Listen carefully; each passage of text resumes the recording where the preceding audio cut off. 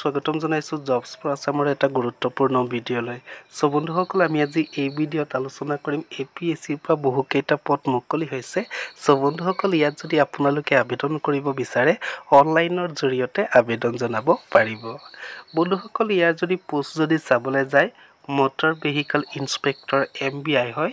ইয়াত আপোনালোকৰ total 18টা vacancy আছে। বন্ধুসকল, পোষ্টখিনি কেটেগৰী ৱাইজত ভাগ কৰা হৈছে। ইয়াৰে আনৰিজাৰ্ভড 12টা ভেকেন্সি আছে, OBC MOBCত 4টা ভেকেন্সি আছে, SC কেটেগৰীত 2টা ভেকেন্সি আছে, টোটেল 18টা ভেকেন্সি আছে। ইয়াৰ যদি প্ৰতি মাহৰ দৰমহা যদি চাবলৈ যায় 22,000ৰ পৰা 97,000 টকাৰ পৰ্যন্তলৈকে আপোনালোকৰ প্ৰতি মাহৰ দৰমহা হ'ব। লগতে বন্ধুসকল, ইয়াত 9,400 গ্ৰেড পে থাকিব। লগতে বন্ধুসকল, APSCত যদি আবেদন কৰিব বিচাৰে ইয়াৰ অনলাইন ষ্টাৰ্টিং ডেট হৈছে 18 মাৰ্চ 2024 তাৰিখৰ পৰা 17 এপ্ৰিল 2024 তাৰিখৰ ভিতৰত আপোনালোকে অনলাইনৰ জৰিয়তে আবেদন জনাব লাগিব। লগতে বন্ধুসকল, ইয়াৰ এপ্লিকেশ্যনৰ মাচুল পৰিশোধ কৰিব লাগিব।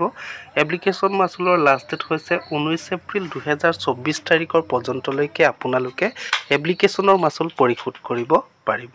ইয়াৰ যদি এডুকেশ্যন কোৱালিফিকেশ্যন যদি চাবলৈ যায় আপোনালোকে মেট্ৰিক পাছ বা হাই ছেকেণ্ডেৰী পাছ কৰিব লাগিব।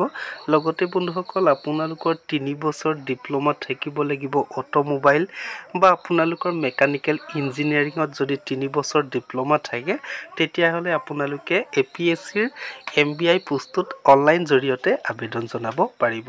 বন্ধুসকল, ইয়াৰ এজ লিমিট যদি চাবলৈ যায় আপোনালোকৰ 21 বছৰ বয়সৰ পৰা 38 বছৰ বয়সৰ ভিতৰত হ'লে আপোনালোকে আবেদন জনাব পাৰিব।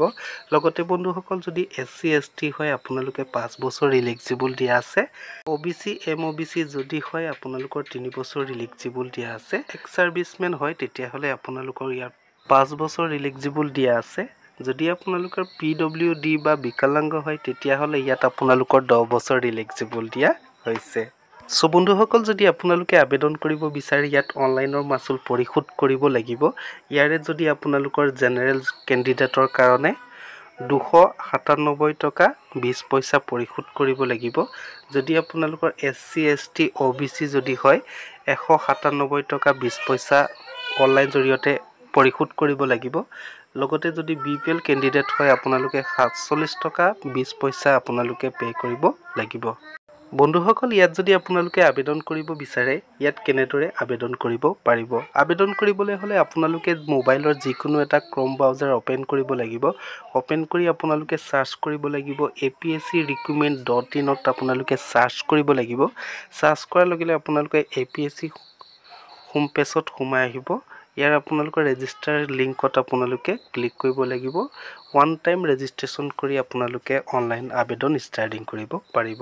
সো বন্ধুসকল, যদি আপোনালোকে অফিচিয়েল নটিফিকেশ্যনখন যদি চাব বিচাৰে মোৰ ভিডিঅ' ডিছক্ৰিপশ্যনত লিংক দিয়া আছে। তাত গৈ আপোনালোকে অফিচিয়েল নটিফিকেশ্যনখন চাব পাৰিব। লগতে বন্ধুসকল, অনলাইনৰ লিংক দিয়া আছে, ডাইৰেক্ট আপোনালোকে অনলাইন ষ্টাৰ্টিং কৰিব পাৰিব। সো বন্ধুসকল, আজিৰ ভিডিঅ'টি ইমানখিনিয়ে মই আপোনালোকক ইনফৰমেশ্যন দিলোঁ। যদি ভিডিঅ'টো চাই ভাল লাগিলে প্লিজ লাইক কৰি দিয়ক, শ্বেয়াৰ কৰি দিয়ক, লগতে বন্ধুসকল ছাবস্ক্ৰাইবাৰ কৰি দিয়ক। ধন্যবাদ।